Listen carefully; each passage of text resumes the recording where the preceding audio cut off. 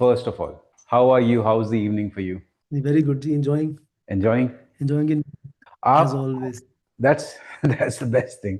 आप पंजाब से बॉम्बे मूव हुए हैं, जसप्रीत से जजीम बने हैं, एंड आप एक बहुत ही ब्यूटीफुल ट्रेडिशन कैरी फॉरवर्ड कर रहे हैं जो है गजल का ट्रेडिशन। हाँ जी। गजल गजल के प्रति आपको कब से एक लगाव पैदा हुआ? ऐसे है भाई कि बचपन से ही when I started learning music from my guruji late Shri Vijay Sachdeva ji, तभी से ही उनको भी बहुत शौक था। मतलब he liked ghazals very much.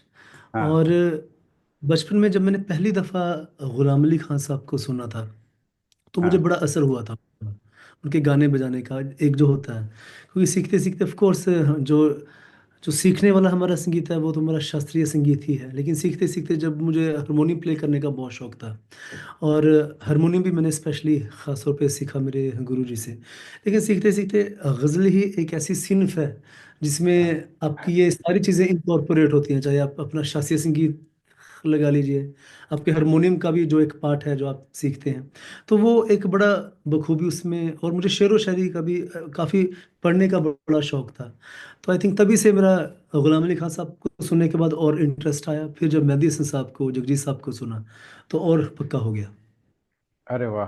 Because ये एक ऐसी आर्ट है जो पॉसिबली ऐसा लगता था जगजीत सिंह जी के बाद ये थोड़ा-सा काइंड ऑफ टेपर करने लगेगी, नीचे जाने लगेगी, बट आर्टिस्ट जैसे आप जैसे आ जाते हैं, फिर अगेन एक रिवाइटलाइज़ेशन होता है, अगेन इसको आगे बढ़ाया जाता है। So this is very beautiful. Bollywood thank you की सो मच। बॉलीवुड की स्टार्टिंग आपकी कैसे? 2014 में मेरे ख्याल से डेढ़ इश्किया में पहला गाना आपने किया था बॉलीवुड में, हाँ जी, हाँ जी, हाँ जी, हाँ जी। Which was I am forgetting the name, but 2014 में डेढ़ इश्किया में आपका पहला गाना था। सो ब्रिटिश किया बॉलीवुड था। की और स्टार्टिंग कैसे हुई थी? बॉलीवुड की भी स्टार्टिंग का, बिकॉज मैं जब बॉम्बे गया था, बॉम्बे में मास्टर्स करने के लिए गया था। I did my masters in music from Mumbai university. तो हाँ। मास्टर्स करते करते ही I participated in one reality show and titled Sa Re Ga Ma Pa. हुँ। तो वन ऑफ द एपिसोड्स में विशाल भारद्वाज जी आए थे। हुँ। तो विशाल भारद्वाज जी, रेखा भारद्वाज जी, और वो उनकी मूवी आ रही थी मटरू की बिजली का मंडोला। उस वक्त वो उस मूवी की प्रमोशन के लिए आए थे। हुँ। तब जब मुझे विशाल सर ने वहाँ पे सुना, तब मैंने एक पंजाबी गाना मैंने वहाँ पे गाया था। और उसके अगले दिन ही ना वो हम सब पार्टिसिपेंट्स को स्टूडियो ले गए थे। तब उसका जो इंट्रो था, मटरू की बिजली का मंडोला का इंट्रो, फिर हमने सारे गांपा के सिंगर्स ने गाया। तो उसके फिर कुछ चंद दिनों हफ्तों बाद फिर मुझे विशाल सर का फ़ोन आया, तो फिर डेड इश्किया वाला गाना विच वाज माई डेब्यू। और हाँ। I I am so fortunate and lucky कि जो मेरे पसंदीदा शख्स, जो मेरे पसंदीदा पर्सनैलिटीज़ हैं, चाहे एक्टिंग के फील्ड में हो, चाहे संगीत के फील्ड में हो, चाहे लाइक गुलजार साहब, विशाल जी, नसीरुद्दीन शाह साहब, माधुरी दीक्षित, मैं बचपन से ही इन लोगों का बहुत बड़े वाला फैन रहा हूँ।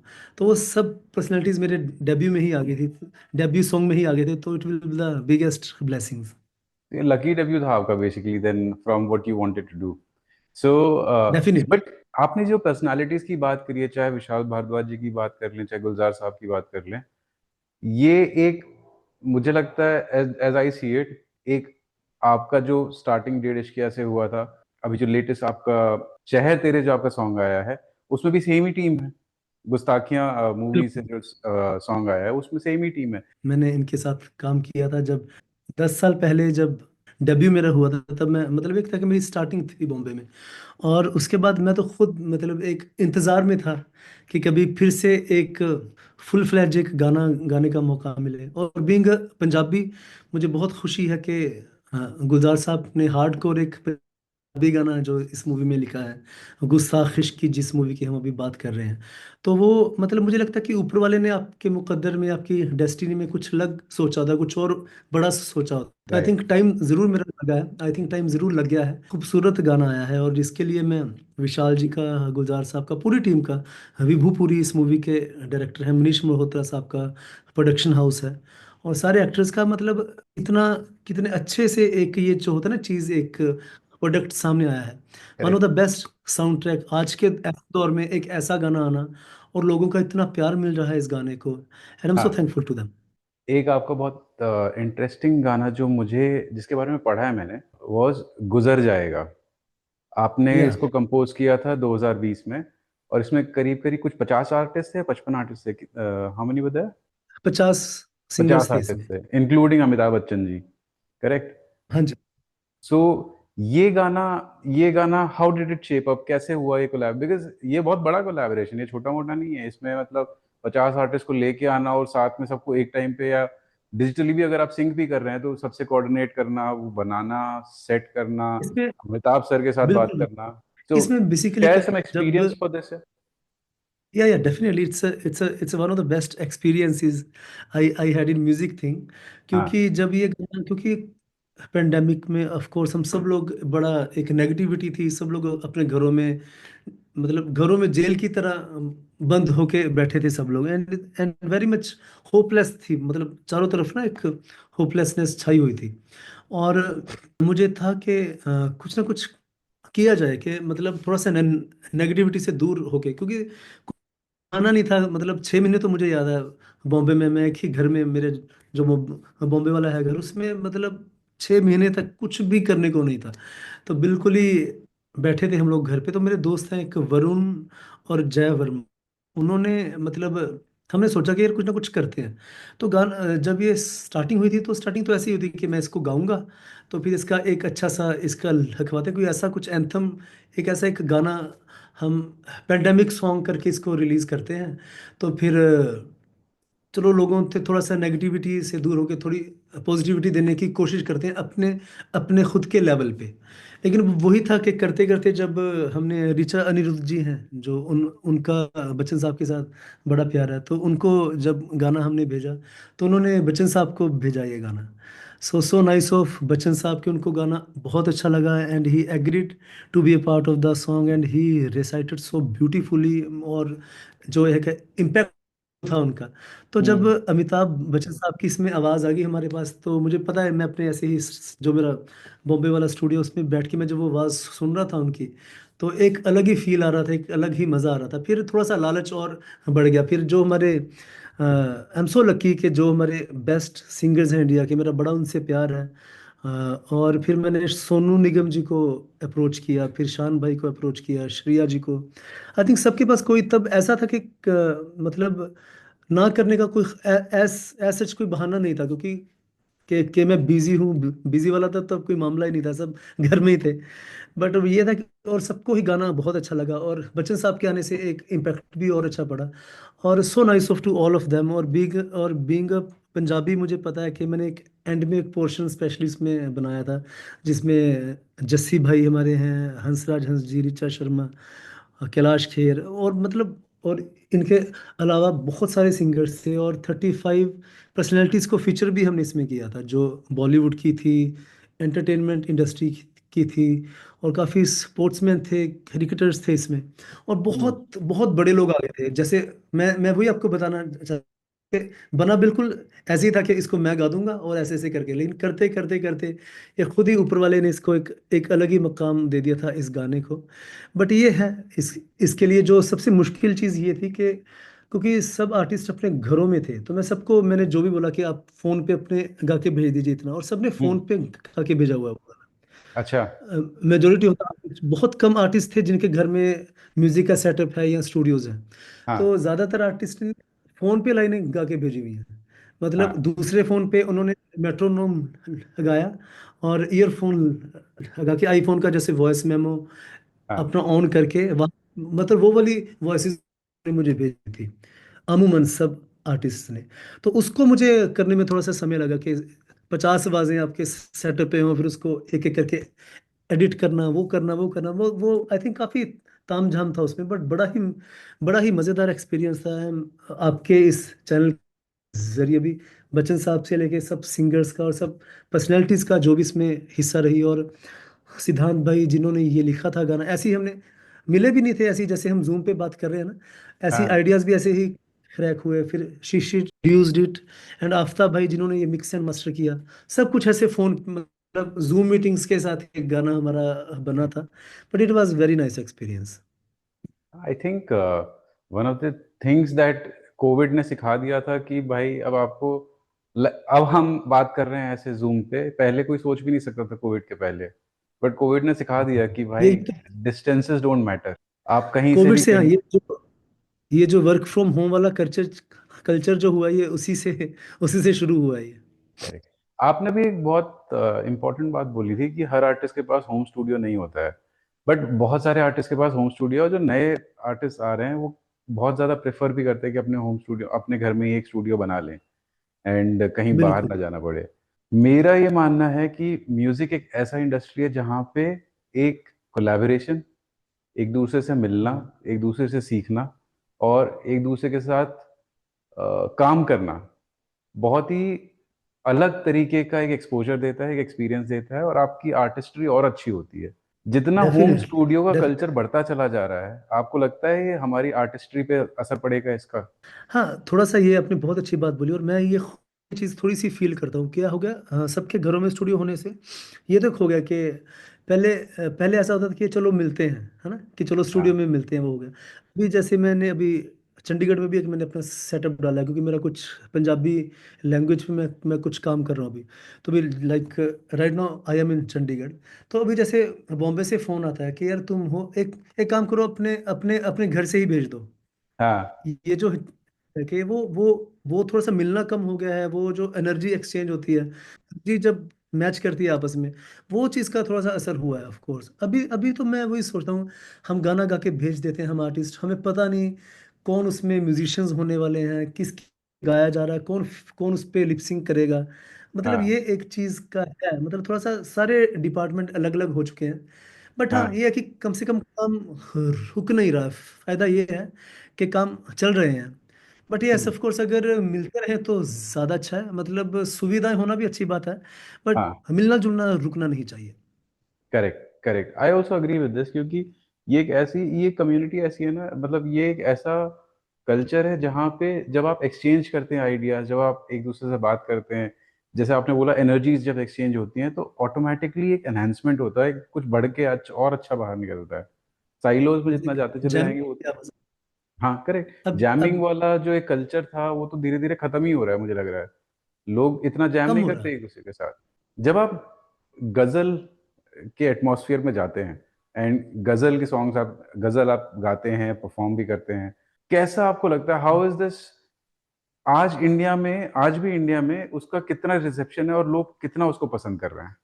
नहीं, बहुत है इसमें, इस बात पे कोई शक ही नहीं, क्योंकि ये सिर्फ ऐसी है, ये थोड़ी सी मुश्किल सिर्फ है, क्योंकि इसको गाना, इसको अपनाना इतना आसान नहीं है। मतलब गज़ल गाने की कोशिश ऑफ कोर्स सब लोग करते हैं, अब हम सुन भी रहे हैं, लेकिन गज़ल सबको नहीं अपनाती है।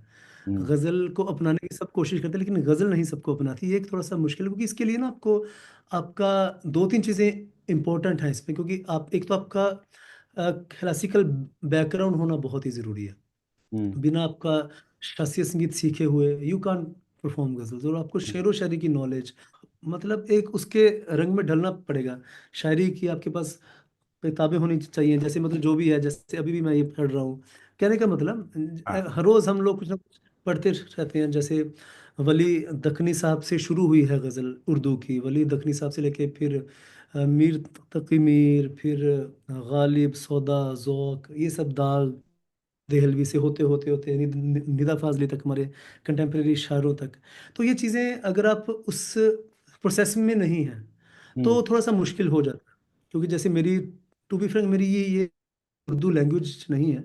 बट मैं क्या उस, तो मैं थोड़ा सा और इसका बोझ डालता हूँ कि जो भी मुझे गाना है उसका तलफ़ुज़ बहुत साफ़ होना चाहिए। जो भी गाना हो उसको समझ के गाना है, उसका जो भी, अगर हम कुछ कंपोज भी करते हैं तो उसका एक जो राग का बेस है, अगर कुछ चेंज भी कर रहे हैं तो वो एक पूरा एक एक बड़ा वो लेवल है। मैं बात कर रहा हूँ गज़ल आर्टिस्ट की। उसके हम्म। बाद जो सुनकार है वो उनसे भी बड़ा है, क्योंकि उनको भी ये चीज़ें पता होनी चाहिए।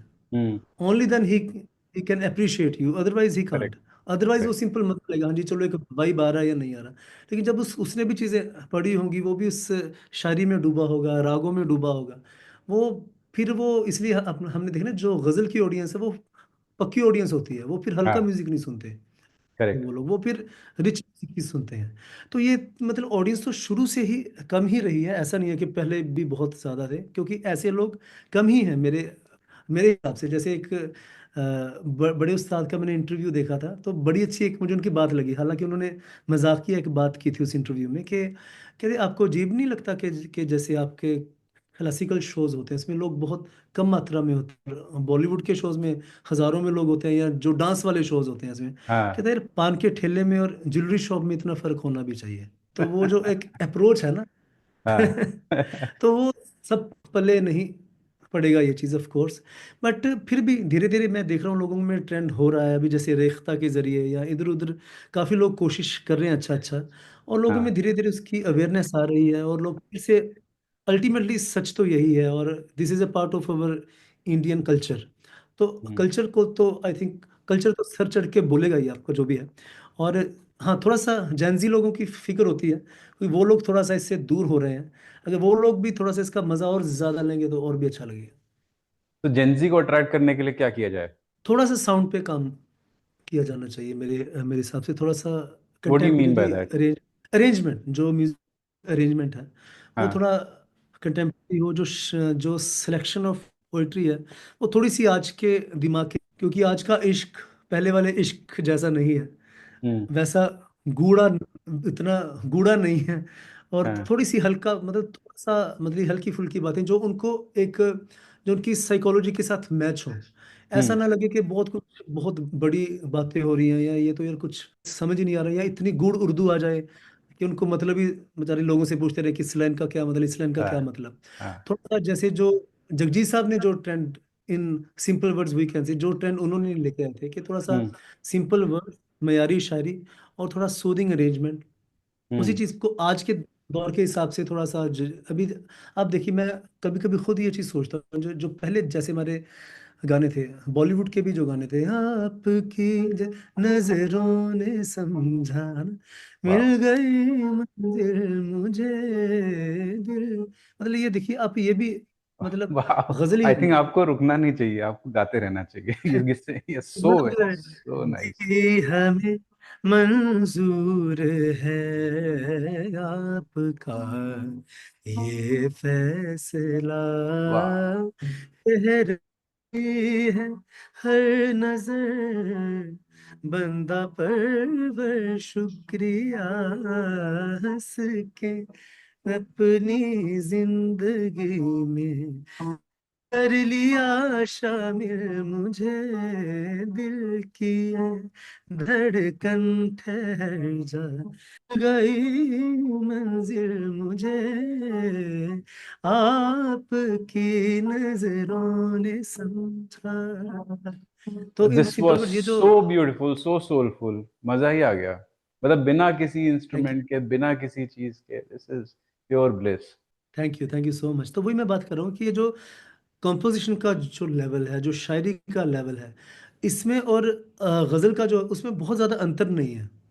हम्म। गजल फेयर की जो एनफ। शायरी होती है, हाँ। की जो टेक्निकली वो गजल नहीं है शायरी के हिसाब से, जो गजल के जो कुछ पॉइंटर्स होते हैं, जो गजल का पोलिटिकल जो स्ट्रक्चर होता है वैसा नहीं है, बट गजल ही लग रही है सुनने में कि गजल जैसा ही कुछ लग रहा है। हाँ। तो आज करेक्ट। का जो बॉलीवुड का म्यूजिक है ना, वो बहुत हाँ। ही डिफरेंट होगा।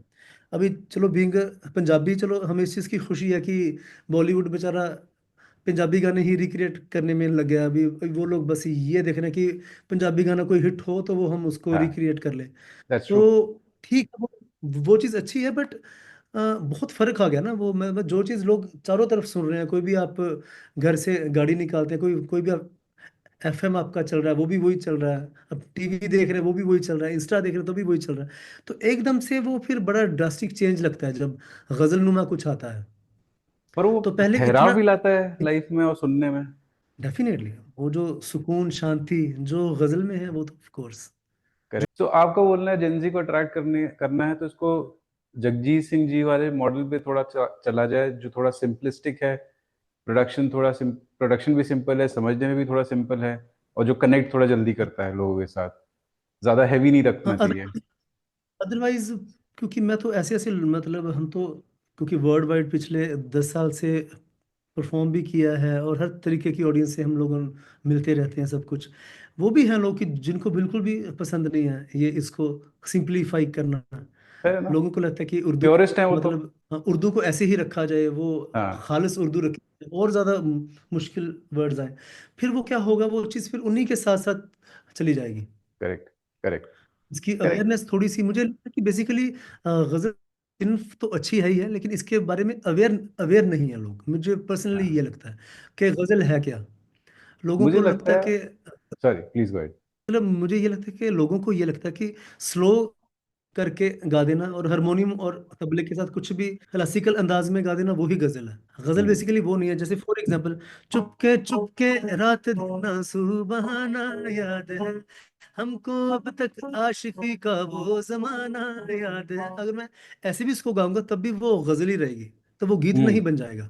मैं इसी चीज पे आ रहा था अभी। मैं आई वाज अबाउट टू से दिस कि मुझे लगता है मुझे आपसे किसी दिन एक थोड़ा टाइम चाहिए होगा एक्चुअली मुझे भी समझने में कि गजल एक्चुअली है क्या, क्योंकि हम्म। ये एक बहुत स्पेशलाइज्ड आर्ट है।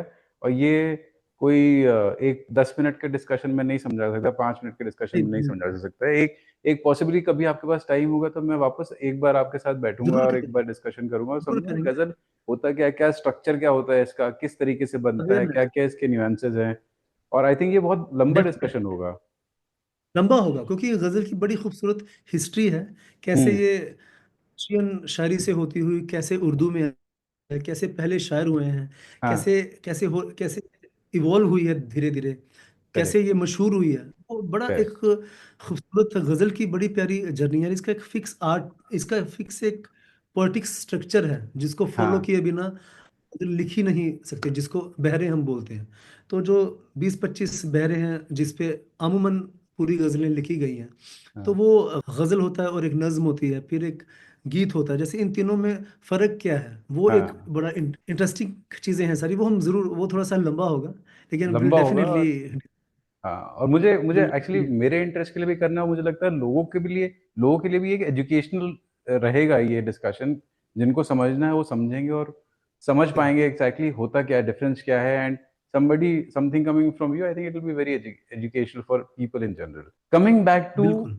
अब थोड़ा गजल से बाहर अब अब जैसे हम नवंबर में ऑलरेडी हैं सर, आज नवंबर से लेके फॉर एग्जांपल मार्च तक क्या क्या मिलेगा देखने के लिए, हमको सुनने के लिए? बहुत कुछ है, काफ़ी कुछ है अभी।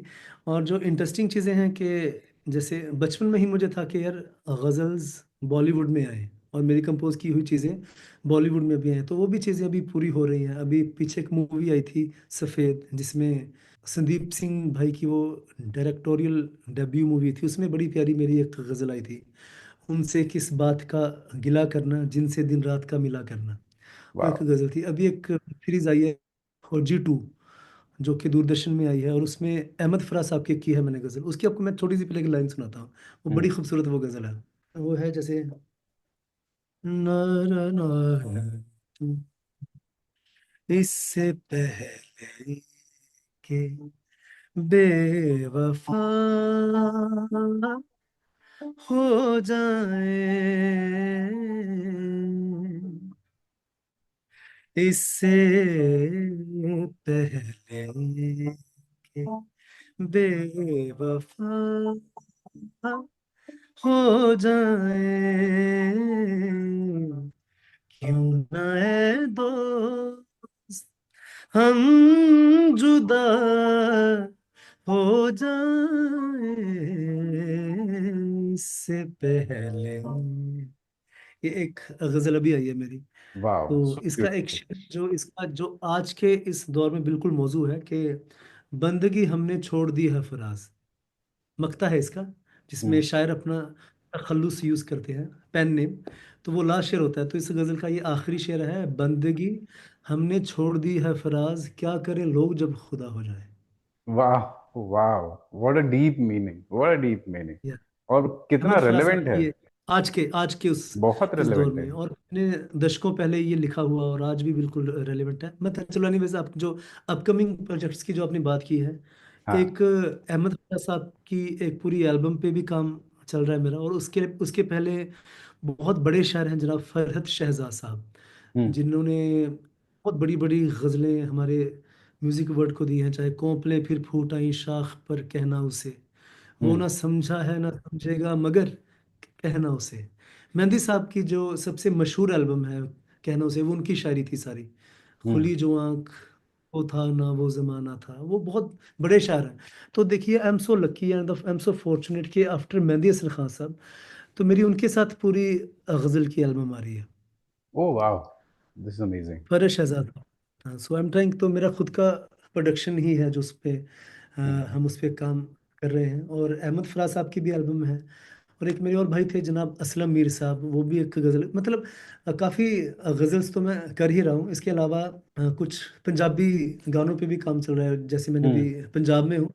हम्म। बिकॉज बीइंग पंजाबी मुझे थोड़ा सा अजीब लग रहा है कि जो हमारी रिप्रेजेंटेशन हो रही है हम्म। पंजाबी म्यूजिक की, वो थोड़ी हम्म। बड़ी हल्की।